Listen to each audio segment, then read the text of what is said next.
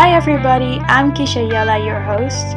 In this season we will talk to Marissa and to Thomas.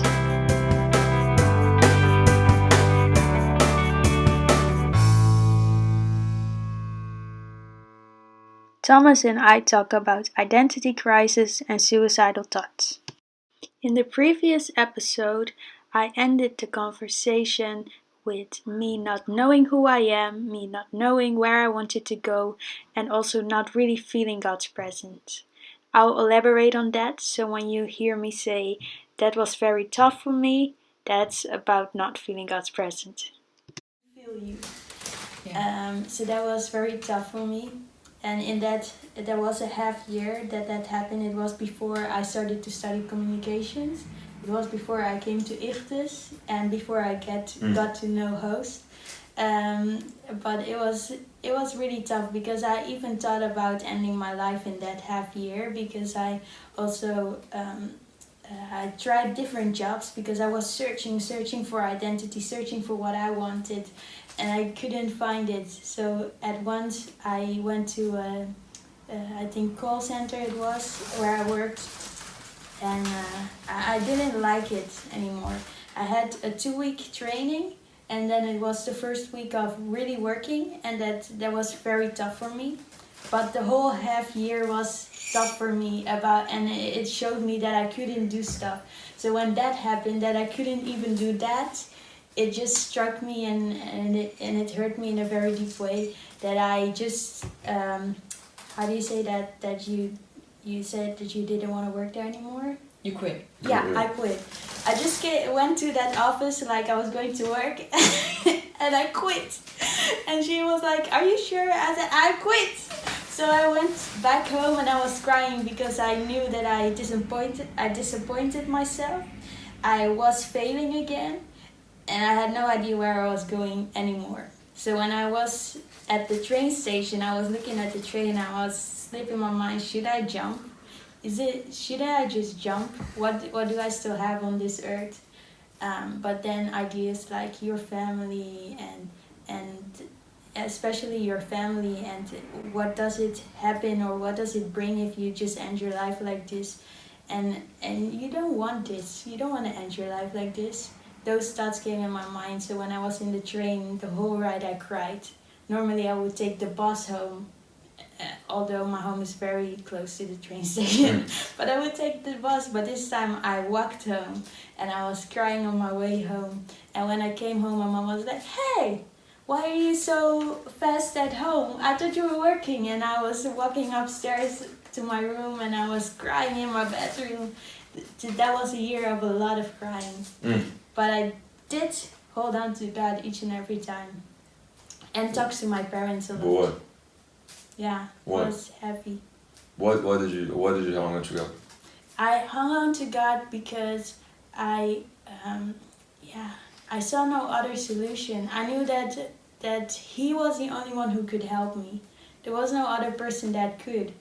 And I also I've seen that He helped people in their lives. So I was like, if you can do it in their lives, and you've already helped me in other different ways, you can also help me right now. So I'll just give you the platform and do what you want to do, but it's hurting.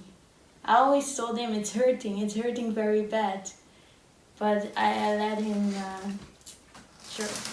Him, gave Him the platform to heal me.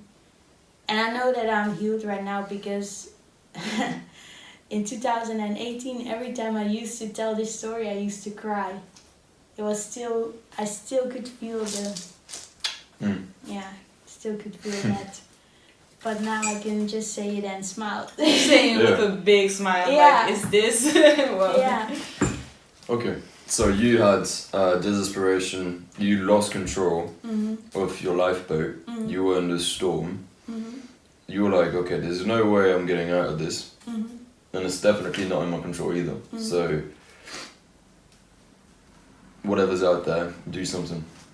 Yeah, but not whatever, but God do something. So very specifically God. Yes, God do something. Before that situation, you said that Christianity, you didn't say it with these words, but my interpretation is you said that your Christianity was your parents saying, do this. Yeah, Believe when in I this, was a do this. child. When I was. And then, so you weren't Christian at that time. Yeah, I wasn't. No, I didn't decide to follow Jesus myself. No, I was you just a just- follower. Yeah. Yeah, okay. When I was a child. And then, kind of like a sheep on a leash. Yeah. Or a dog.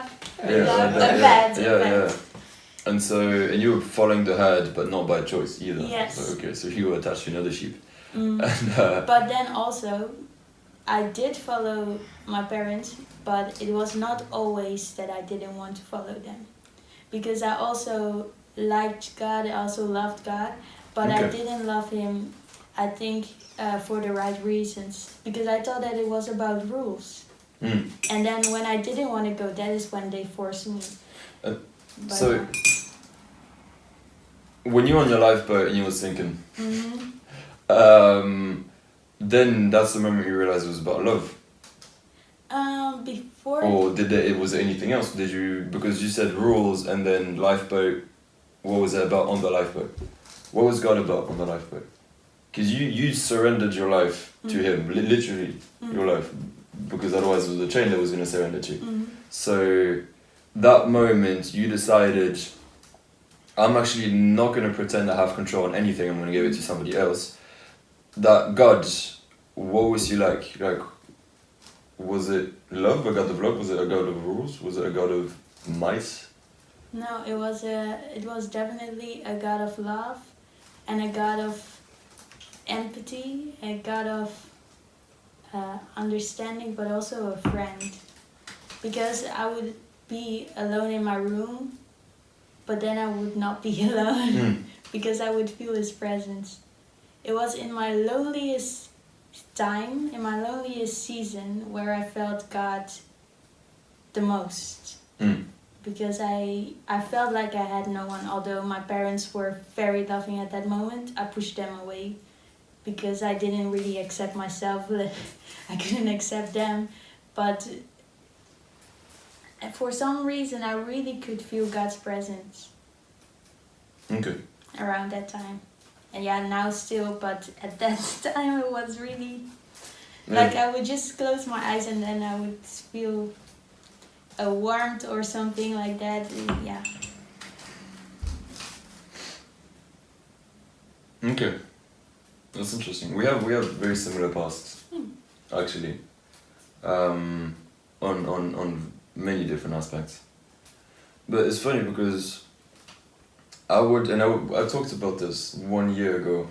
I remember quite clearly. I said, it's very easy to be Christian when your life is bad because you literally don't have the choice. If you're gonna take your life away, you don't have anything. You're just a thing, and that's how you perceive yourself. Also, not much more than just a thing. So it doesn't matter if you die. So to give your life value, you try to do a thing which you perceive as something that will give your life value. So that will be God. But then when you feel better, you do understand the value of your life. And if your perception of God was just kind of this savior thing, then that fades away because you're feeling better now. And so it's quite interesting because so yeah, me too, I tried to kill myself a few times. Like all my childhood years was spent depressed, and like life was a weird thing for me. It was more like a curse, and confusion, so much confusing, and so I would turn towards God at every time I had these bad feelings, but then it always like running after something that I would never be able to catch. And I think it's just because I didn't have the right perception of Him, because it was always like this savior. Okay, He saved me, and then you leave, and then I need a savior, and then it's like always this circle, and you kind of trying to find what you want. And I think what I didn't do, and this is what I'm asking you guys, what I didn't do is I didn't see Him as the God of love. I saw Him as the last resort. the thing that would not make you kill yourself, the thing that would help you not cry yourself to sleep, the thing that would help you through the nightmares, through all of these things, but never as the thing that can bring you more than just relief from pain. Because that's what it was just relief from pain. I didn't see him as the thing that can change your life into a better one. I just saw him as a thing that would keep you alive just a bit longer until you try to kill yourself again, and then just a bit longer. Which is a little twisted, because you actually give your life up when you choose God, instead of just keeping your life a little longer. At least that's what he asks of you. Yeah. It is weird. I think it's because I was so clingy, and I'm still am clingy about material stuff. You know, like money is something I know I really like. I'm very cautious with that. You know, lust might be another thing. You know, like greed and all of these things, right? And like when you take them, it brings you pleasure. You like it. You know, that's the problem with these things. Like drugs, also, like you take them and you're like, whoa, this is nice. It's a nice feeling. It doesn't last long. It's weird. But yeah, okay. That was it. That was my question. Going very deep over there. Yeah. But it's funny because as a kid, I never realized all of this either. Because I didn't have the experience to understand what I was going through either. So it was really just like a lifeboat. And see God as this savior thing. I don't know. I'm just repeating myself now because I don't know what to say anymore. No, But I was just very interested in what you guys were talking about. Lee tu Biblia, ora cada día, ora cada día. I did. We have no memories, just energy. Okay, Just nice. too much energy, and it had to be channeled down. Something with memorizing was not one of them. Okay. Oh, wow.